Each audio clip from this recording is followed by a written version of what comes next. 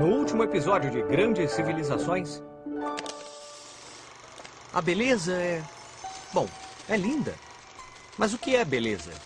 O que é que atrai o nosso olhar para algo que é belo? Essa foi uma pergunta à qual os gregos antigos dedicaram muito tempo, estudo e trabalho. Os antigos gregos acreditavam que uma vez que os seres humanos são os únicos seres vivos capazes de apreciar a beleza e os únicos capazes de criá-la, então a beleza pode ser encontrada dentro de nós e criada por nós. Além da habilidade de criar beleza, os seres humanos também podiam criar virtudes. A virtude é uma capacidade especificamente humana e consiste em querer alcançar a perfeição em cada aspecto da vida. Ou seja, os seres humanos deviam cultivar a beleza e a virtude, e essa era uma ideia muito profunda. Aliás, se há uma coisa que os antigos gregos fizeram bem, foi desenvolver grandes ideias. De fato, muitos dos princípios da sociedade moderna e o modo como o mundo é visto e pensado hoje foram influenciados por essas pessoas que viveram no Mar Egeu há 2.600 anos.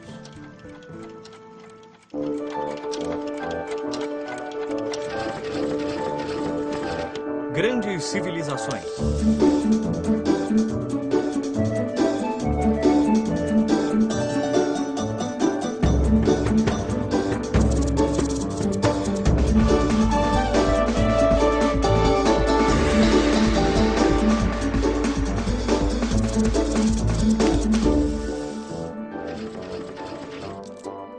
A Grécia Antiga, segunda parte. Fazer coisas bonitas foi algo que os antigos gregos fizeram de melhor. Isso é porque adoravam a beleza, então queriam rodear-se de coisas belas. Por isso, os antigos gregos tornaram-se artesãos magníficos e construtores que criaram obras fantásticas que admiramos até hoje. Os antigos gregos foram os melhores artistas que o mundo já viu. A arte da Grécia Antiga é conhecida como arte clássica. Essa forma de expressar a beleza tem sido tomada como fonte de inspiração para muitas culturas ao longo da história. Primeiro, os romanos. E mais tarde, os artistas do Renascimento. Você lembra de Leonardo da Vinci? Ele pintou a Mona Lisa. Mesmo os pintores modernos têm olhado para os gregos antigos como fonte de inspiração. As famosas esculturas gregas não retratam ninguém em particular, mas são um reflexo do ideal de beleza humana na época. As estátuas são tão belas, tão bem feitas, que apenas um pequeno grupo de escultores ao longo da história, e mesmo nos dias de hoje, foi capaz de reproduzir a qualidade técnica dos gregos. Os Jogos Olímpicos.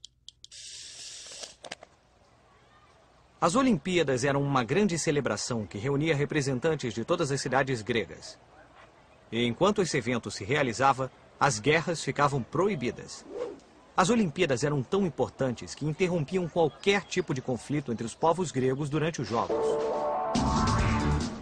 Bem-vindos mais uma vez aos Jogos Olímpicos. A cada 4 anos, esse espetáculo esportivo é trazido a você por Zeus, divindade homenageada nos Jogos deste ano. Bem, amigos, fãs do esporte, já acompanhamos as competições anteriores, mas hoje trazemos a você o evento mais esperado dos Jogos, o pentatlo.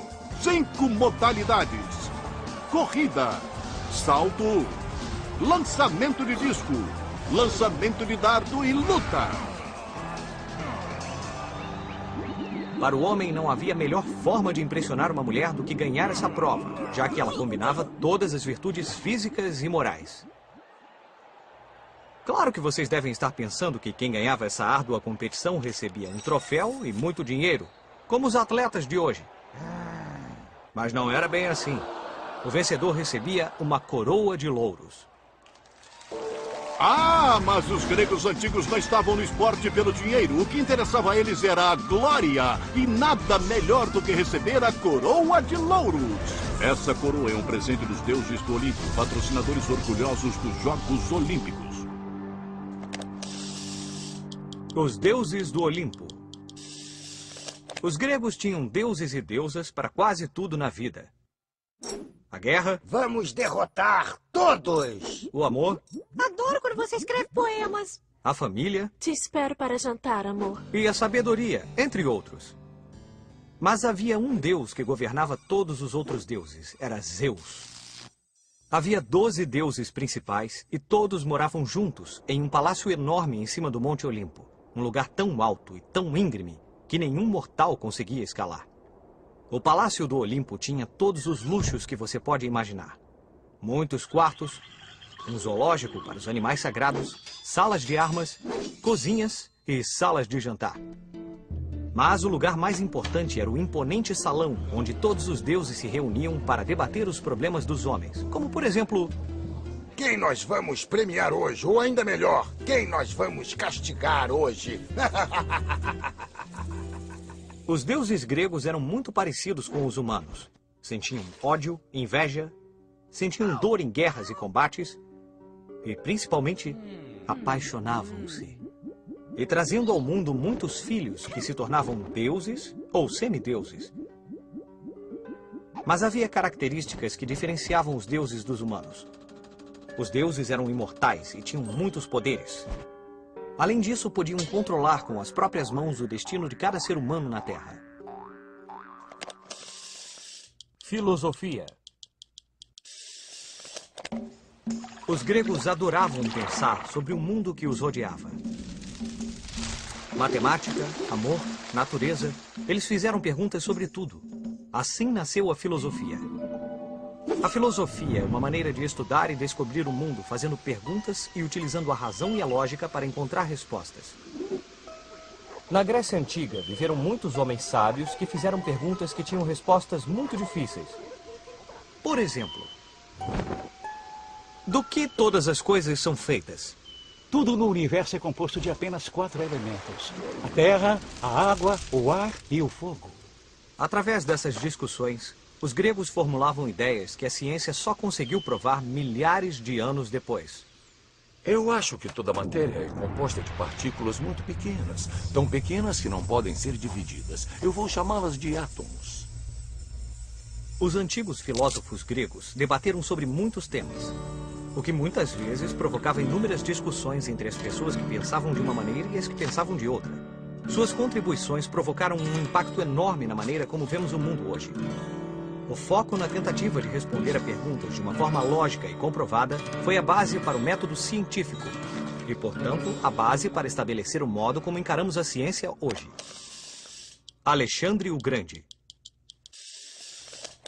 Havia um homem na Grécia que, desde muito jovem, teve o maior sonho que alguém poderia ter. Esse jovem, chamado Alexandre, era o filho do rei Felipe II, rei da Macedônia.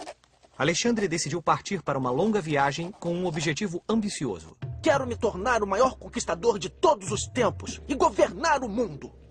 A viagem de Alexandre começou na Macedônia, no ano de 334 a.C. Aos 20 anos, esse jovem guerreiro formou um exército que era treinado com técnicas avançadas para a época. Foi assim que alcançou façanhas incríveis. Vamos ver, eu já conquistei aqui, e aqui, e aqui, e quase todo o mundo antigo. Eu conquistei até aqui. O Império de Alexandre uniu o mundo ocidental e o oriental, e assim difundiu a cultura grega. Quando Alexandre o Grande criou seu império e centralizou o poder, ele se contrapôs a um dos princípios fundamentais do espírito grego. Assim, muitas cidades que antes eram independentes passaram a ser governadas por um único homem. Com a morte precoce de Alexandre, que não deixou herdeiros, chegava ao fim a época da Grécia Clássica.